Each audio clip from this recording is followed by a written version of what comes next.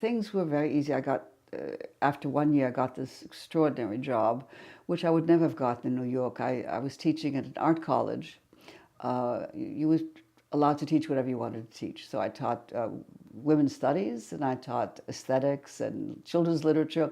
It was wonderful. It didn't last very long because, in Canada they have a thing, if someone is very good and very creative, they fire them usually after a year or two. They hire them and then something happens. So this guy who had transformed the entire college was fired. So then I got another job, which was also wonderful, at OISE, Ontario Institute for Studies in Education, where I developed a center of women's research and studies, and anyway, which is wonderful. I worked there for more than 20 years. And there, circumstances were such that I was able to, interestingly enough, to retrieve the Yiddish. There's a bus route in Toronto, Bathurst, which is the street just over. And when we first came, it went right through the Jewish neighborhood. So you'd start off here, the first stop, and if you went, for half an hour, 40 minutes, you passed through all the Jewish neighborhoods.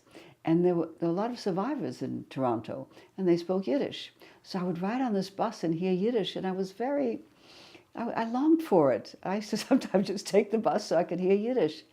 And I told my daughter, and I was just speaking to her, I was saying, I really love Yiddish. My parents are gone. I can't speak to anybody in Yiddish.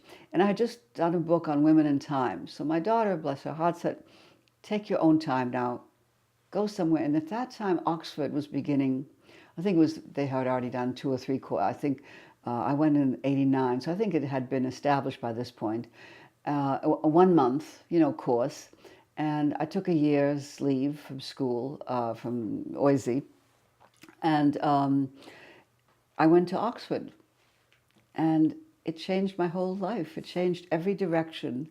But before that, because I was heading the center, this is in the days when you didn't have that many books. Now, there's a whole industry, but this was by this time it's already late '80s, but I knew everything that was coming in, anything that had anything to do with Jewish and feminist. I was a very strong feminist, as a verbrannte Feministke, And I came across this one book on women in politics, radical politics, and there was an article by Norma Fain Pratt. Do you know her name at all?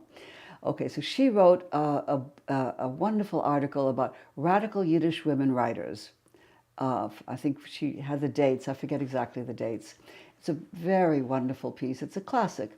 And at the end of the article, she says, and there are still 50 more Yiddish women writers who have yet to be explored.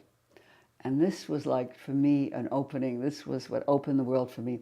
I thought, I'm a feminist, and I want to do this Jewish feminism. So when I went to Oxford, I had that became my vademecum, was her article, because she had all these names. And I had not read Yiddish at all. I could speak it, I could speak, Hebrew, read Hebrew. But the transition from reading Hebrew to reading Yiddish is not that easy. I also have a difficulty in vocalizing. It's some sort of we all have some brain damage, and this is mine. Something happens between seeing it. I don't know if it's an eye thing, which it could be because my eyesight is very compromised. Whatever it is, so reading is hard for me. When I read by myself, I'm fine.